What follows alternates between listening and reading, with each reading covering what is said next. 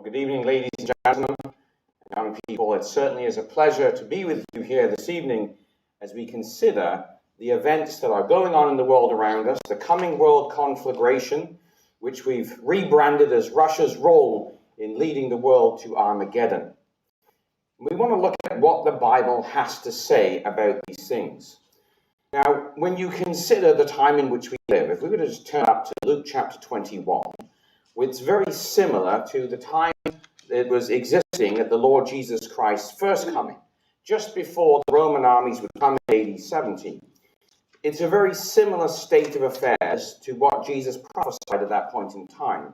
When he said in Luke 21 verse 25, there shall be signs in the sun and in the moon and in the stars, and upon the earth distress of nations with perplexity, the sea and the waves roaring. Now, he was describing the political heavens and earth, the powers of heaven being the symbolic sun, moon, and stars, which were the governments of the day. And the effect was going to be a distress on nations because these were soon to fall. The effect was serious anxiety and consternation, to be in doubt, men's hearts failing them for fear.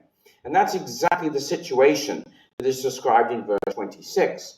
Where he says, based on this, men's hearts will fail them for fear, for looking after those things which are coming on the earth, for the powers of heaven, he says, are going to be shaken.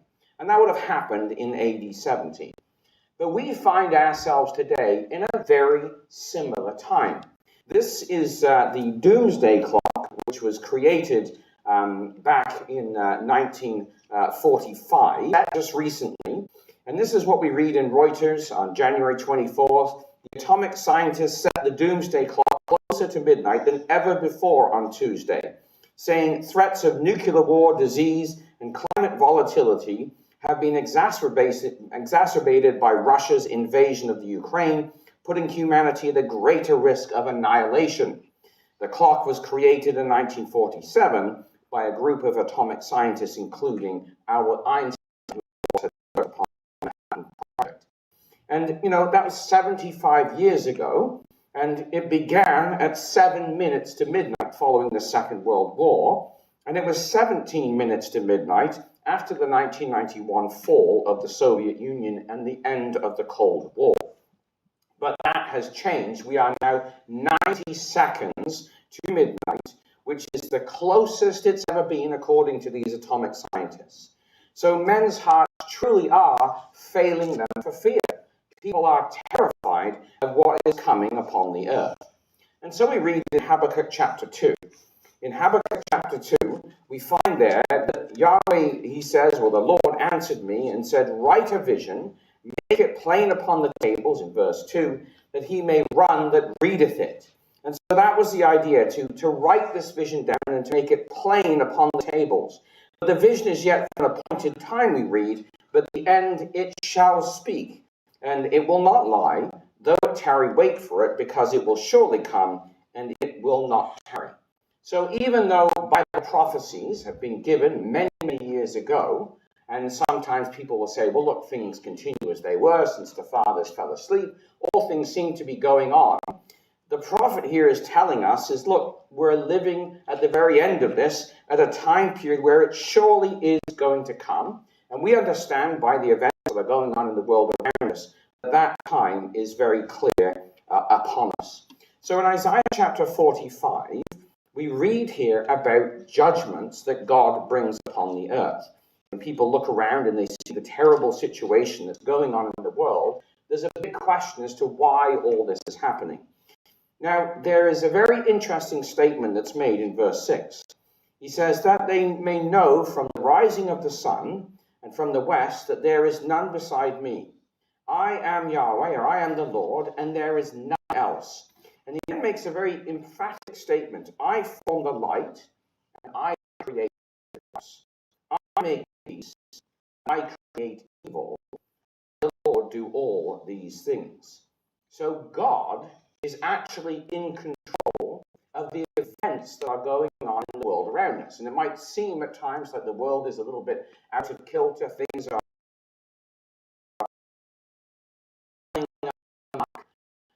but it's interesting, based on this, There was a writer who wrote about 175 years ago named John Thomas in a book called Elpis Israel, where he talks about, in the section called The Constitution of Sin, he says, look, the introduction of sin into the world necessitated the constitution of things as they were laid in the beginning.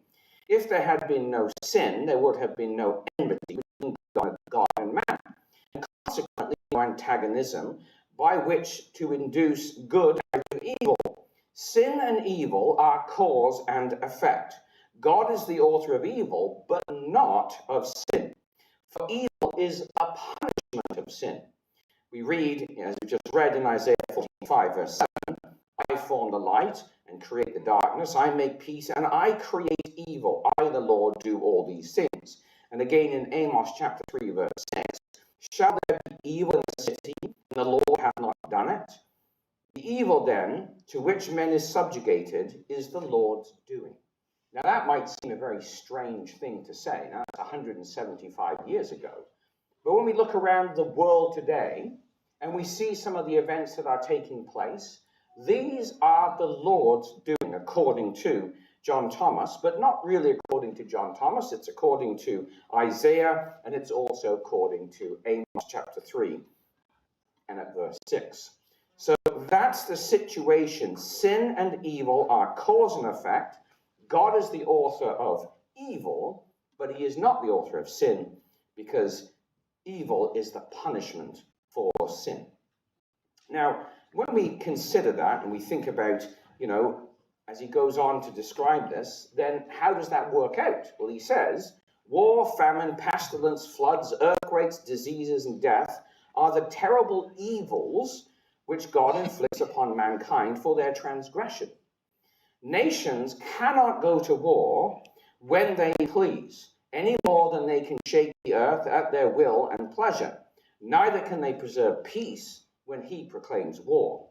Evil is the artillery with which he combats the enemies of his law and his saints consequently, and and there will be neither peace nor blessedness for the nation until sin be brought down, his people avenged, and truth and righteousness established in the earth. So we can see a continuation of the situation that's currently around us, where there is war and where there is terrible things going on, which are punishments for the sins of the nations. Now, of course, we think of that in terms of the current war that's going on, which is the war in Ukraine. We've just passed that 1-year anniversary, February 24th, and it's been the most horrific war that Europe has seen since the Second World War. The cost in lives has been immense. There have been 2 wars, though, that have been going on. The first is the war on the ground, and the second is the propaganda war in the media. Because when you look into this, as Bible students often do, and they're trying to find out what is going on in the world, what you find is there are very quickly lots of stats that are given out about, sizes of armies. So the Ukrainian army, we're told in total active troops is about 225,000, whereas Russia is about 1,004,000 and change, or 14,000 and change. And there are, of course, fighter aircraft, helicopters, tanks, armored vehicles, and so on and so forth. And this is kind of the statistics that we see. But when you start looking for losses, how are the nations doing? It becomes very difficult to figure that out. This is Russian losses, the total losses between February 24th, 2022 and January 30th, 2023. And of course, they'll talk about 126,000 men, 3,200 tanks, and so on and so forth. But when you start looking for what's it like on the other side, how about the Ukrainian side of things? It's nigh impossible to find any statistics. And you think, well, how is that, possible at all that there can be no losses on the Ukrainian side? So, why are there no statistics? And it's because there is a propaganda war that is going on, and the West especially does not want people to know the fact that Russia is winning this war. And so when you look at this and you go out sleuthing on the net, as sometimes we do, trying to find an answer for this, we're working on a program called Bible and News, and you're trying to find out about what's going on. Here's one of the websites I did find that had, if you notice at the top there, it's got both statistics. You've got Russian losses and you've also got Ukrainian losses. I thought, brilliant. Finally, a website that's going to give us some of the facts. So they put Russian losses at this point in time of 129 or 130,000 and a cost of gazillions of dollars, right? So this is kind of like, brilliant. Let's find out about Ukraine. That's what it had to say about Ukraine. Heroes don't die. There's not one statistic about the losses in Ukraine. And that is typical of the propaganda. And so we in the West, we see things going on and we are fed a very, very closely monitored diet of facts. But they're not really facts. They're just figures that are somewhat manipulated, where we're told about what's going on, but we're only told, you know, maybe it's the truth, but it's certainly not the whole truth. So when you're trying to figure out what's going on in the world, it's very difficult to do it by looking at the media. All you have to do, though, is, you know, look at the killing fields of Ukraine. Russia claims to have lost around 6,000 casualties. The United States Secretary of Defense recently said it's around 100,000. Ukraine claims 13,000 casualties in total, and the US estimates it's also probably around 100,000 casualties. So when you look at that, and this is what they say, you know, that leaks out to the media eventually, and you say, well, what exactly then does that mean? Well, if you were to take a look at Ukraine's military compared to Russia's, and you look at like what's going on, let's be very sort of generous in our estimation here.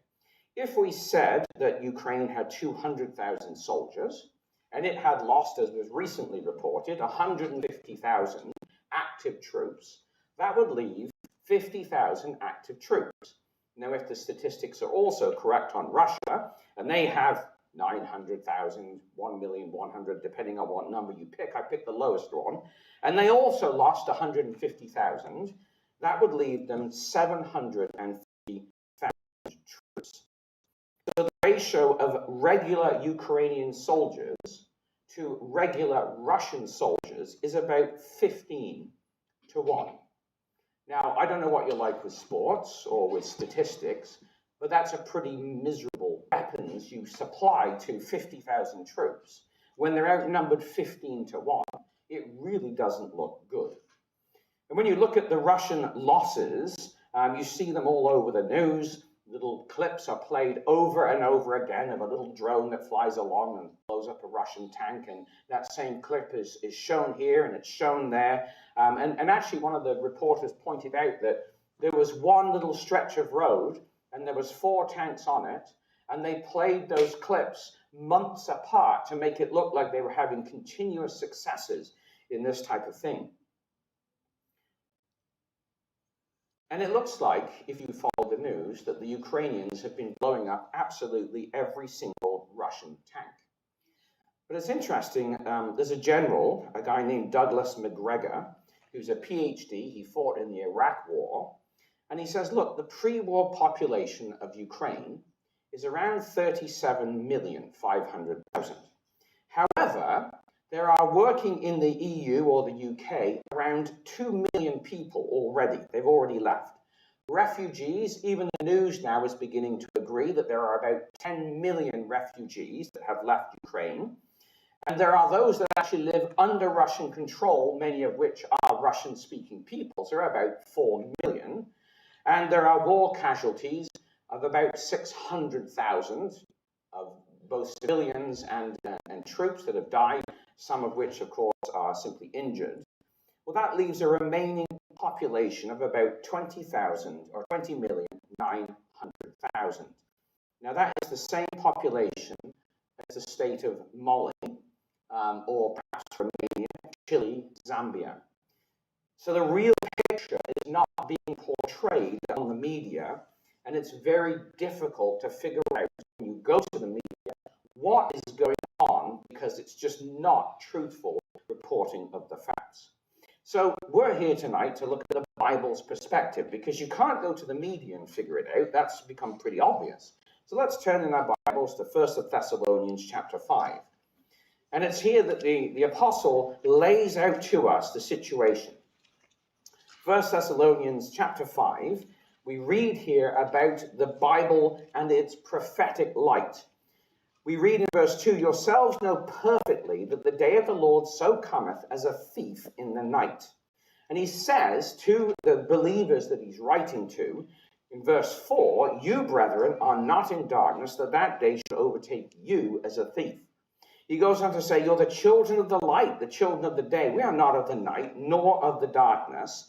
Let us not therefore sleep as do others, but let us watch and be sober. So the Bible gives us insight into what is going on in the world. It gives us insight into what God is doing. And so we turn to it for our instruction as to Russia's destiny and how it is told in the Bible. So we'd like to turn, if we could, back to Ezekiel chapter 38. And Ezekiel chapter 38 is a chapter that's written about the end of time, so to speak. It's dealing with a situation after Israel returns back to the land, after the scattering of AD 70. So this is sort of like, events 1948 and onwards. And the nice thing about the Bible is that there are no spin doctors at work. They're not people manipulating the facts, because these people lived 2,600 years ago, in the case of Ezekiel, prophecies that are divinely inspired. And so when we look at Ezekiel chapter 38, we find out about this last-day confederacy of nations under the leadership of this Gog character, and we find that Gog has this inner circle. So reading Ezekiel 38, Son of man, set thy face against Gog, the land of Magog, and the RSV translate this part, the prince of Rosh, of Meshach and Tubal, and prophesy against him. That's the inner circle, but there are other nations that are associated with them in verse 5. We have Persia, Ethiopia, Libya with them, all of them with shield and helmet. Well, those ones are a little bit easier to identify. Persia was the name of Iran. You can still buy a Persian rug. We kind of are familiar with that. Libya and Ethiopia would have been a much larger area covering the Sudan as well in ancient times. But there are also other nations, Gomer and all his bands, the house of Togarmah of the north quarters and all his bands, and many people with thee. So these are the nations that are going to be assembled and eventually are going to come down into the land of Israel. It's the invasion of the land. That's the subject matter of Ezekiel chapter 38. We read this in verse 14. Therefore, son of man, prophesy and say unto Gog, thus saith the Lord God, in that day when my people of Israel dwell safely, shalt thou not know it? So he's talking about the time when Israel's gone back to the land. They've been gathered out of the nations. They're there dwelling safely. And he goes on to say in verse 15, thou shalt come from thy place out of the north parts, thou and many people with thee, all of them riding on horses, a great company, and a mighty army. And thou shalt come and say unto my people of Israel, or so thou shalt come against my people of Israel as a cloud to cover the land. And this is going to happen in the latter days. And I will bring thee against my land, and the heathen may know me, that the heathen may know me, when I shall be sanctified in thee, O Gog, before their eyes. So this is God's doing. He's the one that's bringing these events together. But we want to kind of look at, well, who are these players that are involved? So we read of Gog, who comes from the land of Magog, and he is the prince of Rosh, Meshach, and Tubal. Now that word Rosh in the Hebrew is basically the idea, it's a proper name. It's the Rus in the Septuagint. And it's one who is lifted up, a chief, as it might be, the head. But it's the idea of the leader. But it's a proper title. So for 175 years, Christadelphians have had a way of looking into this. How do we know what these things mean? And so we would consult to different tools, Bible study tools such as Gesenius. This is a Greek or a Hebrew Chaldee lexicon written around 1833 to 1834. And Gesenius gives us the following definition. He says it's a proper name of a northern nation mentioned along with Tubal and Meshech. Undoubtedly, he says, Rosh is the Russians, who are mentioned by Byzantine writers of the 10th century under the name of the Rus, dwelling to the north of the Taurus and described by an Arabic writer of the same age dwelling on the river Volga. So this is not a Christadelphian. It's a source who's gone through and looked at history and said, Rosh is equivalent to the Russians. So very interesting, very helpful. But the Bible always tells us, at the mouth of 2 or 3 witnesses, everything needs to be confirmed. So we go out and we find another character. This is Muhammad ibn Musa al-Khwarazmian, or something along that lines, more commonly known as algebra. He was the father of algebra. Now, I won't hold that against him, if it was the most miserable subject in school. But he was also a geographer and historian. And he wrote around 800 to 847 AD, and he was from Baghdad during the Abbasid Empire. And so this is what he said. The Rus, or the Rosh, are a tribe of Slavs who bring beaver skins and fox furs and swords from the furthest parts of their land down to the Black Sea. And then they travel further on from there, they reach the Caspian Sea, take ships again, and sometimes they bring their wares by camel from Jurian to Baghdad with Slavonic eunuchs interpret for them. And they say that they are Christians and consequently they have to pay a tax. So this is a writer from the Abbasid Empire saying the Rus are these people that come from way up in the north. They are a Slavic tribe. And so we understand from this that they are also identified with the Russians.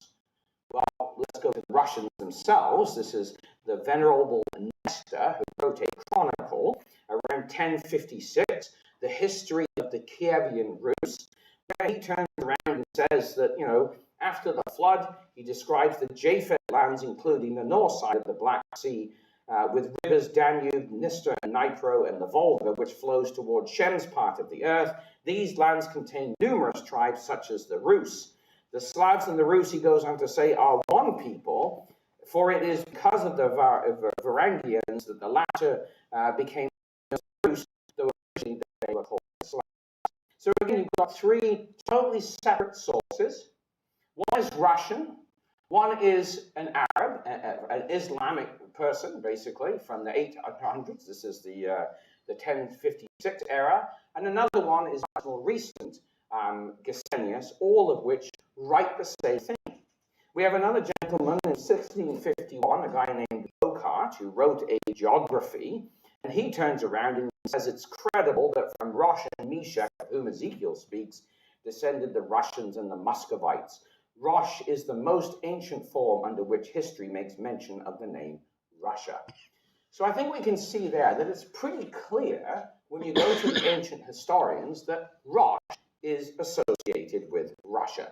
Now, if we were to take that, and we don't have time to go through all the others, but we're just going to superimpose over the top of the map of Europe as we sort of know it today, all these nations, and again, we could go through all of them looking at the historians, but we have Rosh, Meshech, and Tubal, the area of Rosh in the area of Belarus and coming down into Ukraine, Meshech up by Moscow, and Tubal up by the area of Tobolsk.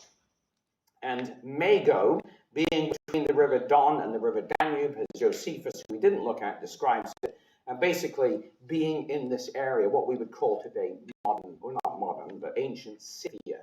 The Scythians were in this area. So that's the ancient dusty books.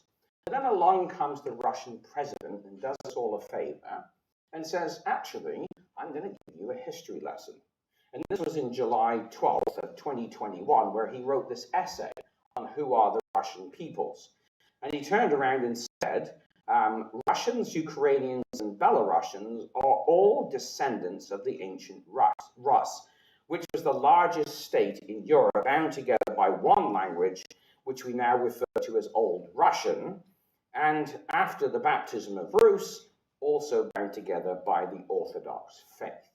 So there's ancient historians, Russians, people from the Islamic nations, Christians, and also now the president of Russia himself, all identifying these nations as being part of this area. And he refers to the Kievian Rus, which basically would cover much of Ukraine, up to the borders into Poland, and you have Meshek there covered into this area as well. So from the Black Sea all the way north up to the very top there in the area bordering Finland. Now that's the area, and back in the 1980s, 70s, 90s, it looked pretty much like all of these pieces were together. There was this state called the USSR, and it pretty much covered all of this area along with its satellite states, and it looked like it was basically going to take care of all of this area, going to absorb it in. And there was a lot of fear as a young man growing up.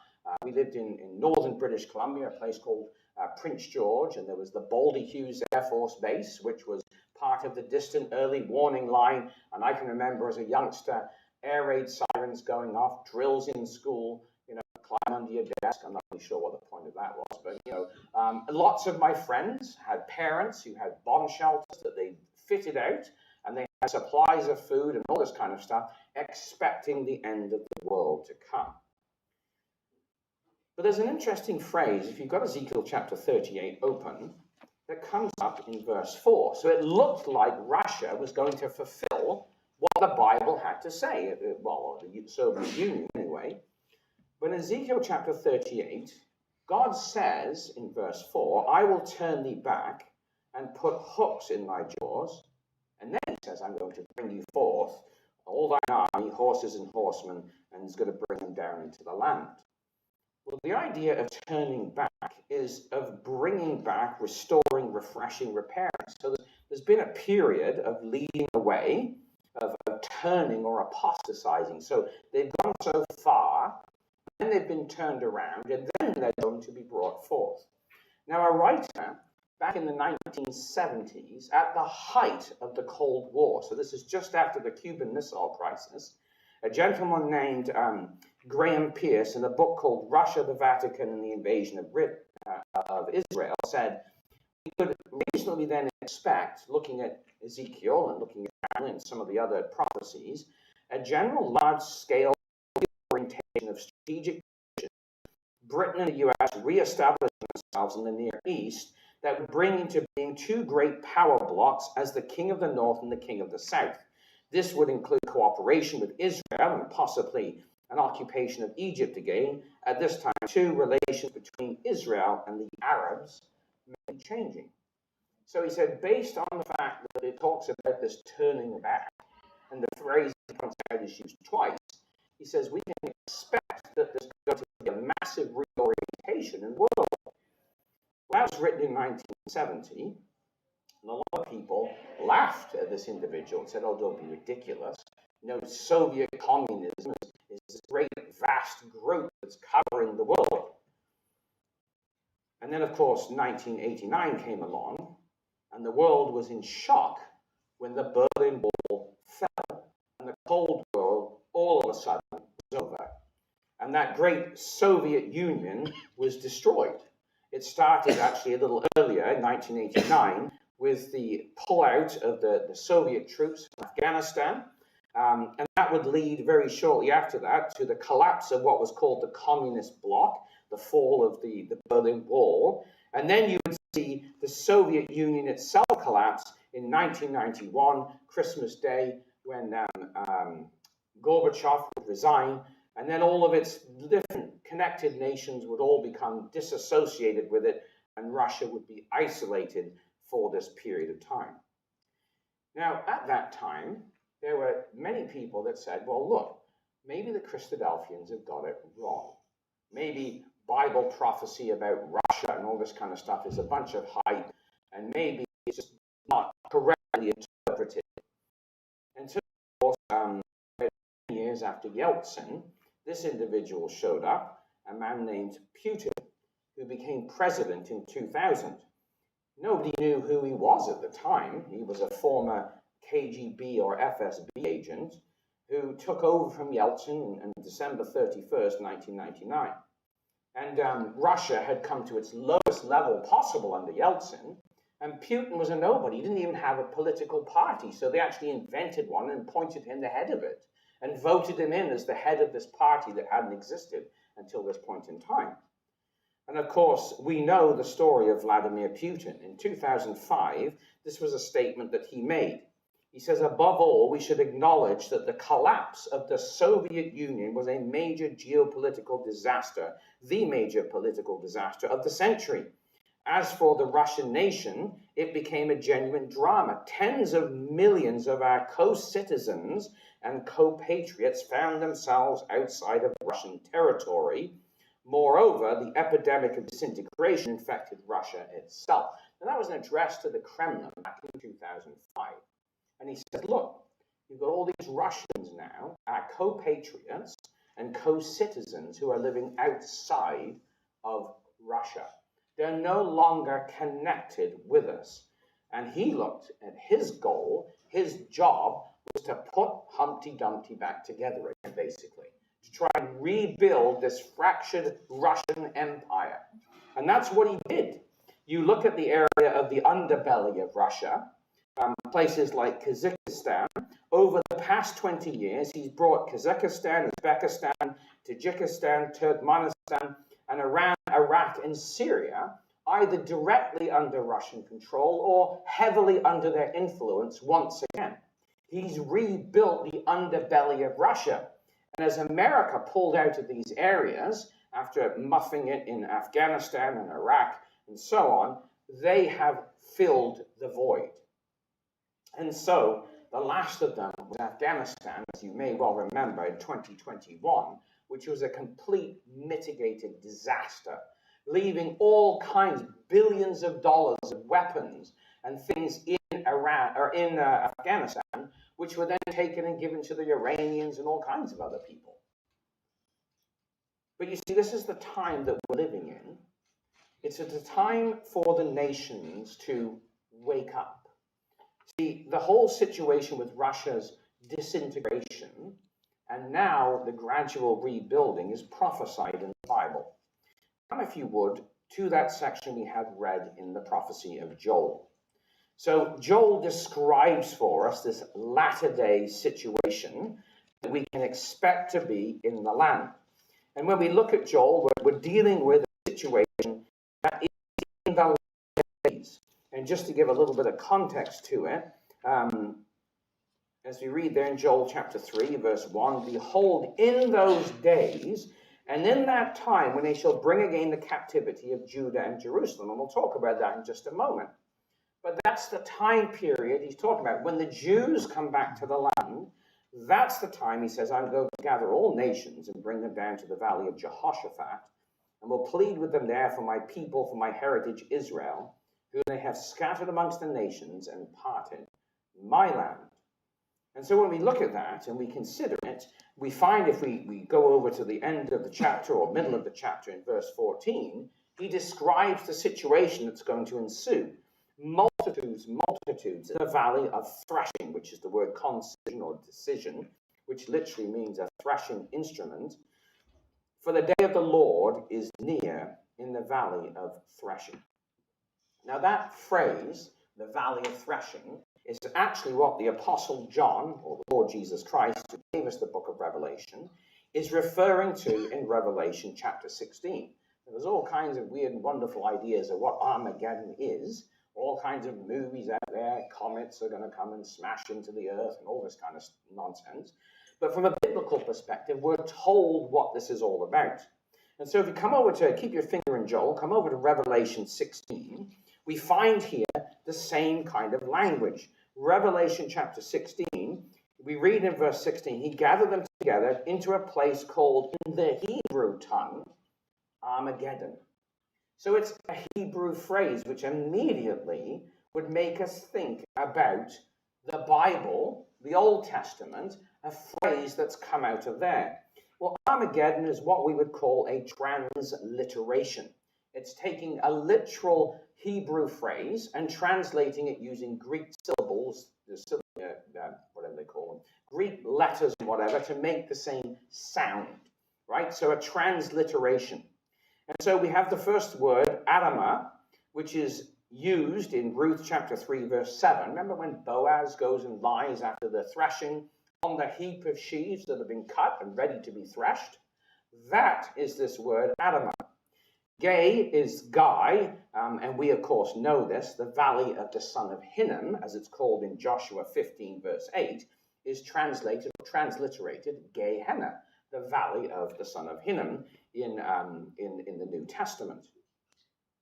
And then the word Don is simply the word Dan in the Hebrew, which is the word judge, which comes from Genesis 30, verse 6. So when we put it together, we have a heap of sheaves in a valley for judgment, which is exactly what we find in Joel chapter 3. So if you want to understand what Armageddon is, as we read about it in Revelation, never mind Hollywood's take on this, you go back to the source, to Joel chapter 3, which describes in great detail what this is all about. So if we go back to Joel chapter 3, change in the psyche of the nations. We've had a relative peace since 1991 for the Soviet Union, ended the Cold War and all that kind of stuff. Well, that's all going to change.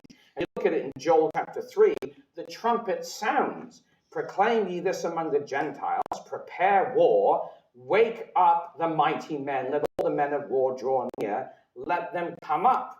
And so this is what's going on. So he says, prepare war. And the word means, it's the Hebrew word kadesh, which is, of course, to sanctify or to make holy. So the war that's going to take place, that we know as in the book of Revelation as the war of Armageddon, or the battle of Armageddon, is actually holy war.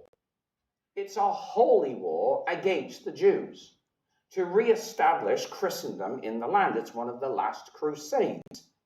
And he says to wake up the mighty men of war, which literally means to stir up, to arouse, to act in an arousing manner, to awaken somebody, which implies that the men of war have been asleep. And of course we know that's the case. Because as you look at the nations like Canada, United States, you look at Australia, the entire Canadian Navy could fit on one US aircraft carrier, including the janitors and all the people in all the land bases entirely. We don't really have an army anymore. You're in a very similar situation. Yes, building a few nuclear subs, and there's lots of hype all about that. We have some old German diesel to keep it down. But there's a lot of activity going on and a reevaluation of things. And it's just a point to note for our young people, if Canada and Australia got embroiled in a war once again, immediately what's going to happen is conscientious objection and conscription. Because we don't have the land army to actually host this. We don't have the bodies to do it. Canada can't recruit people. So they would have to conscript. They would have to go back to conscription once again, which of course would bring about conscientious objection for people like ourselves. So verse 10, these nations are told to reverse your policies. Beat your plowshares into swords and your pruning hooks into spears. Let the weak say, I am strong. Now think of Australia. Can you even countenance the idea 10 or 15 years ago of Australia buying or building nuclear submarines? It's just ridiculous. Or Canada, getting involved in this kind of thing. Like, we're all a bunch of tree-hugging, type of hippie nations. It's just not the kind of thing that's on our agenda. America, yes, they're just a warring nation. I mean, when it's just them, it's skins and shirts, north and south, and they all have to fight each other because there's nobody else to fight. But the rest of the nations, they've sort of given it up for a while and thought that we're past all of this. We've moved on to a utopia. But Joel says that's not the case. Wake up, the mighty men of war. He says, reverse your policies. Take your plowshares, beat them into swords, and your pruning hooks into spears. And what's interesting? There was an admiral, Baron, and I'm told his name is pronounced not Spithead, but Spifford. This is the booklet that was written, and he wrote this, and it's called Ukraine. a wake-up call to the West on defense. I thought, well, isn't that interesting?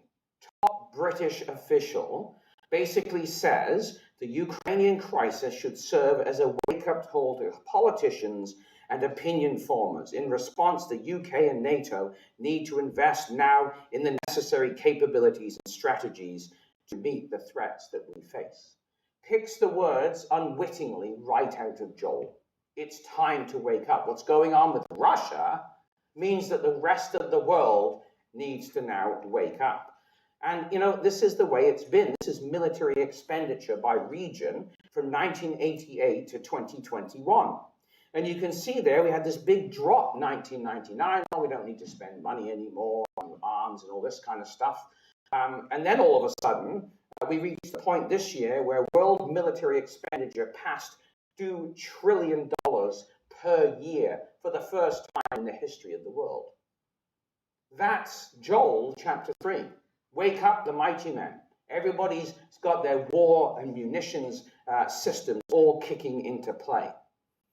The battle in Ukraine will be won based on logistics, according to NATO's Secretary General Hans Stoltenberg, as he told us on Monday. Sorry, not Monday, sorry, back in January. It was Monday, February 13th, sorry. I'm going to play you a little clip because it's one thing for a Christadelphian to stand up here and say, look, this is the way it's going.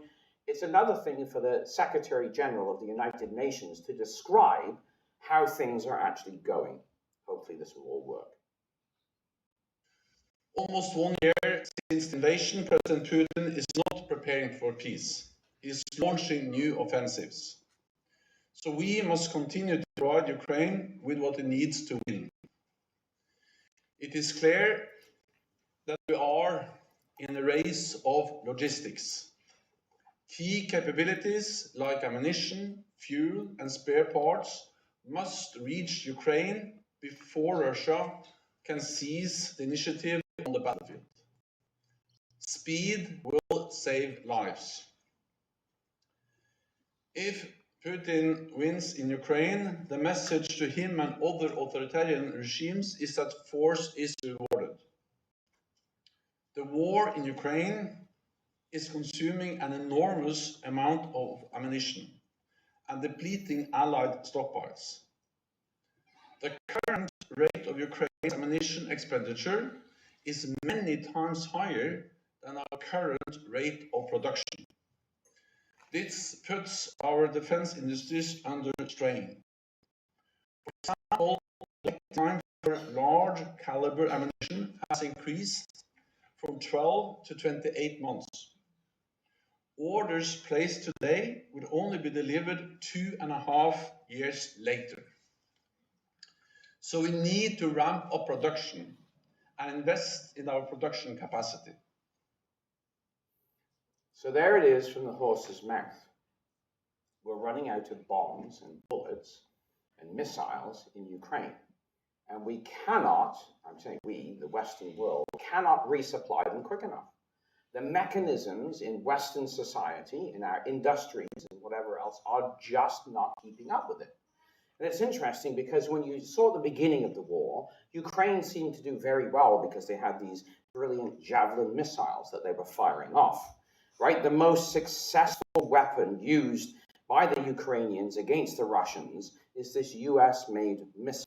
It's an anti-tank weapon that can be fired from 2.5 kilometers away, and the US has supplied 7,000 of these to Ukraine. That's 1/3 of its entire stockpile. Now, according to Forbes, they cost $197,000 apiece. That is the price of a 2022 Ferrari Roma. So every time you fire one of these, it's like shooting a Ferrari at the Russians, just to put it into sort of our common vernacular terms. It takes 32 months to produce one of these from order to receipt. 1,000 can be produced per year, currently according to Lockheed. It will take 6 years to replenish the US stockpile. And the US has stopped shipping them to Ukraine because they need them should they be attacked, because it takes too long to replenish them. So that's one of the most effective weapons they don't really have access to anymore. Another one is the Stinger missile. So this is the missile. It's the anti-aircraft missile that can be fired from 4.8 kilometers away. The US has supplied Ukraine with 1,500 of these, again, a third of its stockpile. And according to Forbes, well, they're a little cheaper, $120,000 each, US. That's the cost of a 2023 Porsche Taycan Sport Turismo, I think it's called. Not sure what that is, but it sounds fancy. But so here we are firing off Porsche SUVs at the Russians every time one of these is fired off. 30 of these missiles can be produced per month. That's how long it takes to build them. It would take about 6 years again to replenish the US supplies. The problem is the chips are made in China. So how do you rebuild a supply of weapons that use chips from now a hostile country? And so this is the problem that they're running into over there that you won't hear about a whole lot. And it was interesting that when Stoltenberg came out and said, if Russia wins, it was the first time that a Western leader said, actually, they may. He came out and said it in public, and then there was a lot of backpedaling to try and take that phrase back. But the reality is, Russia may indeed, now it's being conceded, win this war. And that is all about what Joel's talking about here, reversing a policy of the nations to turn their plowshares into shears, or into spears, and their shears and pruning hooks into swords and so on. So when we look at this and we say, well, Armageddon is what this is all about, that's what Joel is talking about here. But when is it that Armageddon is going to come? That's the big question everybody wants to know. Well, the answer is right there in Joel. If you come back to Joel chapter 3, we're told the when. It's right at the beginning of the chapter, if you notice. It's in those days, verse 1, and in that time, when I bring again the captivity of Judah and Jerusalem. That's the point at which he's going to gather all nations against Jerusalem to battle and bring them down to the valley of Jehoshaphat. And he goes on to describe it later on as the heap of sheaves of the valley of threshing, which of course is Armageddon. So when was that? When Judah and Jerusalem were restored? Well, it was actually before I was even born. It was back in 1967 when the Six-Day War was on. Because in 1967, it fulfilled the prophecy that the Lord Jesus Christ said in Luke 21, verse 24, about the scattering of the fall of the edge of the sword and shall be led away captive into all nations. Jerusalem shall be trodden down of the Gentiles until the times of the Gentiles be fulfilled. And that was fulfilled in 1967 in 6 miraculous days when the Jews took again the Western Wall and were in possession once again of Jerusalem and of the entire West Bank, as the Western media calls it, or Judea and Samaria, as Israel calls it, and they took over this area, bringing again the captivity of Judah and Jerusalem. So when we went on Promised Land Youth Conference to Jerusalem, we actually stayed on what was Jordan before 1967 at the Beit Ben Yehuda Youth Hostel. The barbed wire would have been down the road from where we were. We were on the other side of the whole situation. That was 1967. At that point in time, Joel chapter 3 could happen. Until that point in time, it couldn't. Because it was only when he brought again the captivity of Judah and Jerusalem that he would bring all nations down to Jerusalem to battle.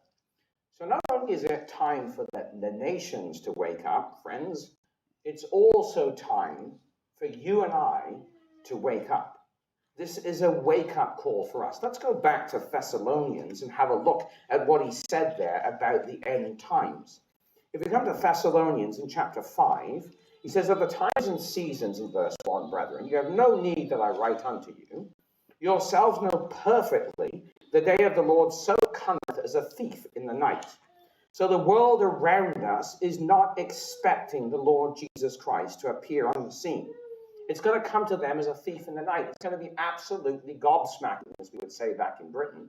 They're going to be completely and absolutely taken by surprise. But that should not be the case for those who would read their Bibles and look at Bible prophecy. He says, "For you, brethren, are not in darkness, that day shall be believe. You're the children of the light. The children of the days are going to go at the time of the end." And so that being the case, as Peter also puts it, in 2 Peter chapter 1, verse 19, we have a more sure word of prophecy, whereunto you do well that you take heed, as unto a light that shines in a dark place, until the day dawn and the day star arise in your hearts. It is clear that we are living on the knife edge of the kingdom, at the very, very point when the Lord Jesus Christ will return and establish that kingdom. And what's going on right now is the assembling of the image empire that we read about in Daniel chapter 2. So we'd like to turn there for a moment, just turn back in the Bibles to Daniel chapter 2, where we have described for us here this great image empire. Now, we're not going to spend a whole lot of time looking at it, but we just want to pick up a couple of salient points here.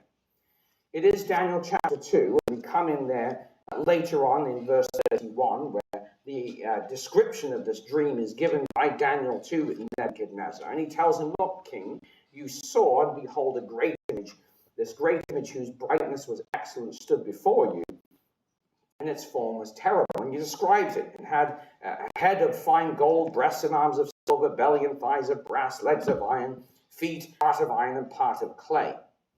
And you saw until the stone was cut without hands, which smote the image upon his feet, that were of iron and clay, and broke them to pieces. And he goes on to describe you, Nebuchadnezzar, as head of gold. And after you is going to come another kingdom inferior to you, and then a third kingdom of brass, and then this fourth kingdom of iron that's going to come along, and finally there's going to be these feet and toes that are part of potter's clay and part of iron. The kingdom shall be divided. And it's against this that there is going to come this little stone. So it's a story that's been interpreted for many, many years. It's very clear. The head of gold is Babylon. Thou art this head of gold. The kingdom following would be the Medes and Persians, led by Cyrus the Great, that overthrew the Babylonian Empire. Following that was the Greek Empire, led by Alexander the Great. And then you had the Roman Empire, and Pompey went down into Jerusalem and mopped up all of basically the Greek Empire that was left, Julius Caesar being the Caesar at the time. And of course, they turned around with the European nations that we have today, that are part of potter's clay and part of iron. They are nations that are fused together, bits of iron and bits of clay that don't quite mix together, but somehow are fused together. But notice what it says here in verse 35. The iron, the clay, the brass, the silver, and the gold are broken to pieces together. That's the issue. They are broken to pieces together. This image empire has to be all brought together to stand on its feet. All the component parts, Babylon, Medo-Persia. So you've got Iraq, Iran, Greece, Rome, and Europe. All those areas that they ruled over basically being pulled into this image empire. One entity standing upon its feet. And that is the mission of Russia, as we read about it also in Ezekiel chapter 38.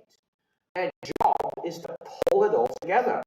Be thou prepared, prepare for thyself, thou and thy company that are assembled unto thee, and be thou a guard unto them. It's interesting there that the word prepared is the idea of being set up, made firm, or being established. So the idea of setting up the kingdom of the nations, basically. Pulling these things together and appointing one as a king over this whole area. And notice how this is put. Be thou a guard unto them. Now, the word guard is used in two ways in the Bible. First is a guard over a prison, somebody who basically stations a watch and guards somebody who is being observed. So that's what Gesenius says. And that was Joseph. If you think about it, he was put in a place of confinement. The word is used in Genesis chapter 40 and verse 3. But it comes from a root word, shamar, which means to keep or to have keep of, to watch or to have ward of or to protect. And that word is used by Nehemiah in Nehemiah 4, verse 22, where they kept the city safe. So there will be a group of nations that are enslaved, that are imprisoned by this host, and there is another group of nations which are going to be protected by this host. Now, we've already seen that protection taking place when we think of Russia protecting Iran, protecting Iraq, protecting Syria, protecting nations that make up part of this great image empire. And John Thomas, so many years ago, in the book Elpis Israel, would write the following: "It is therefore the mission of the autocrat or the ruler of the Russias to form the feet and set up the image before the world in all its excellent brightness and terribleness of form, that all men subject to the kingdom of Babylon may worship the work of its creator's power." That's what he wrote 175 years ago. And he penned another little pamphlet called Anatolia, with one of these massive long headlines, as they used to make back in the day. But just to pull out the salient points, 1868, Russia triumphant and Europe chained. It's currently published under the title of Exposition of Daniel. So all those years ago, he looked at the fact that Russia would be triumphant and Europe is going to be chained. Well, how did he know that? Well, because he looked at these prophecies of Ezekiel and Daniel and Joel and other ones like that. And he looked at the Bible and said, well, that's what the Bible says. That's what has to come into play.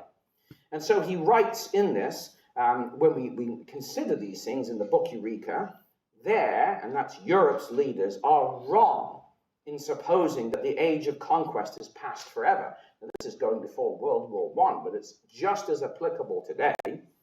And that they will succeed in establishing the freedom and independence of Europe. There has never been such an age of conquest as that which will soon open up upon the world, and as the establishment of European freedom and independence. The war to be initiated is the settling in of an overwhelming inundation that will submerge them under one of the most terrible and scorching despotisms that has ever wrung the heart of nations. So reading Ezekiel, reading Daniel, is basically saying that what's coming is the worst thing the world has ever seen. And Europe, thinking back in its day with the Paris Peace Conference in his lifetime, that they've, the Napoleonic Wars are done, and all this kind of stuff, and we've got this great era of peace that's come upon us. Well, obviously that was before the world, of course, World War I, and then again World War II, and then we've had the same song being sung at 1999 with the fall of the Soviet Union. That, oh, brilliant, the Cold War's over and it's a time of peace. The Bible doesn't tell that story. The Bible tells of a terrible time that is coming. So we need to heed the warnings. Written 175 years ago, we are seeing those things rapidly develop today. This is the head of the United Nations. And this is what he had to say. We have started 2023 staring down the barrel of a confluence of challenges unlike any in our lifetimes. I fear the world is not sleepwalking into a wider war. I fear it is doing it with its eyes open. Now that's the head of the United Nations saying this is the worst situation that has ever existed in our lifetimes. Now, young people, friends, brothers and sisters, we need to take note of that. This is one of the world leaders saying we are staring down the barrel of Armageddon, basically. And we need to recognize that that is the situation facing us. And it's not just him. This is the Russian defense minister. He turns around, and this is Sergei Shoigu, and he's at this conference, and he says such moves of NATO, bringing these weapons in, are actually drawing NATO countries into a conflict that can eventually lead to an unpredictable escalation. That was February 7th, 2023. And we have an American general. So there's United Nations, there's Russia. What does America have to say? This is the Supreme Commander of Europe, the Saucer, as they call him. This is January 9th, addressing Sweden. He says, hard power is reality. Soft power is good and useful and even necessary, and integrated deterrence, of course, relies on elements of national power, economic, diplomatic, informational, so sanctions and so on. But, he says, the irreducible feature of warfare is hard power. And we have to be good at it. If the other guy shows up with a tank, you better have a tank. The scale of this war is out of proportion with all our recent thinking, but it is real, and we must contend with it. Basically, it's saying we've been caught with our trousers down. We were not expecting this to come upon us. It's out of all scale that what we were expecting. And so, consequently, the world is terrifying at where we're sitting. Now, we're smug up in Canada. You're fairly smug, probably a little bit more smug down here in Australia. You're a little bit further off than we are, although you've got China up there, and where that's going to play in will be interesting. We actually share a border with Russia. We don't actually think about it very often, but it's the Arctic. And on the other side of the Arctic is Russia. We actually share a border with Russia. And again, should the Ruskies decide to do something about that and exploit the minerals that they've been doing, and they have, I think, like 17 nuclear-powered icebreakers. We have 2 diesel ones, one of which is broken down right now. There's just nothing that Canada could do. And they've been preparing for this Arctic war. They've got their submarines and so on. We have a few old ones. I'm not sure we bought them from Germany or Britain. Diesel ones that don't work very well, but nonetheless, Canada is just not prepared. And so you see this in our defense ministry, all these nations talking about increasing our defense spending across the world. Now, here's another analyst, a guy named Keir Giles, a Russian specialist with Britain's Chatham House. That's the same place that output that article by General Spifford, where he says it's time to wake up. And this is what he has to say. It is the steady grinding on of Russia's campaigns to try to prevent Ukraine from being able to function as a state that will decide whether or not Russia wins, because Ukraine has to capitulate. It is the frontline state that recognize what is at stake. So all those ones around Ukraine, the ones at the front lines, they know what's going on here. They recognize what's at stake. They recognize that if Russia is not stopped in Ukraine, they are likely to be next. And that has caused them to donate vastly more by proportion of their arsenals and also their economic and humanitarian aid than has the United States. They're all pouring their arms in there because Ukraine is between them and Russia. They falls, according to this guy, that they're next. And the thing is, it's just not getting any better. This was just less than 24 hours ago. The ICC, the International Criminal Court, has charged Putin and issued an arrest warrant with wars against humanity. So now, where's your walking back? Where's your negotiations? Where is the ability of Russia to say, all right, we're done, when its leader has been charged? And this is where the West just doesn't get it. Putin doesn't think like they do. He thinks in terms of Peter the Great. That's his hero. Ivan the Terrible, Catherine the Great, Stalin. Those are the people that he idealizes. He doesn't idealize Western figures by any stretch of the imagination. So this idea of painting into a corner now and saying, well, I think there's 120 member states that if he lands there, he can be arrested and sent to The Hague. Of course, America isn't one of them because they don't sign on to the International Court, interestingly enough. But that's the situation. And so the West is just pushing against them. And as we read in Daniel chapter 11, eventually the king of the south, or the king of the north, is going to come against them. And so when we look at this, and we consider, if you come back to Revelation chapter 16, so we've got that battle of Armageddon, but let's just look at the bookends to it in Revelation chapter 16. We have the preparation of the nations in Revelation 16, and then Armageddon in Revelation 16:16. But in the middle, sandwiched between, the Lord says, behold, I come as a thief. Blessed is he that watcheth and keepeth his garments, lest he walk naked and they see his shame. Before the battle of Armageddon comes the return of the Lord Jesus Christ. The faithful are not going to be watching the Battle of Armageddon on CNN or Fox News or whatever your Australian equivalent of all the nonsense is down here. It's not going to happen. They're going to be taken away. The Lord will have already come as a thief in the night. That sandwiches in between verses 14 and 16. And of course, at that point in time, it's inevitable that the wicked empires of the world that are being constructed will be destroyed. We read in Daniel chapter 2 about thou sawest till a stone was cut without hands, which smote the image on his feet that were of iron and clay, and brake them to pieces. The iron, the clay, and the brass, the silver, and the gold are broken to pieces together, and they come like chaff as the summer threshing floor, which of course is an echo right the way through to Armageddon and Joel, a heap of sheaves in a valley for threshing. But what happens after that is the stone that smote them becomes a great mountain that fills the entire earth. And that's the good part of the story. Armageddon is just a step. It's a step in humbling the nations that will be gathered against Jerusalem to battle. What's going to happen, though, is in the days of those kings, the God of heaven is going to set up a kingdom which will never be destroyed.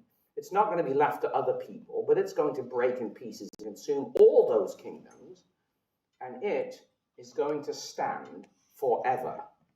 And so knowing that, as Peter says in 2 Peter chapter 2 and verse 4, there are some, he says, that will say, well, where is the promise of his coming?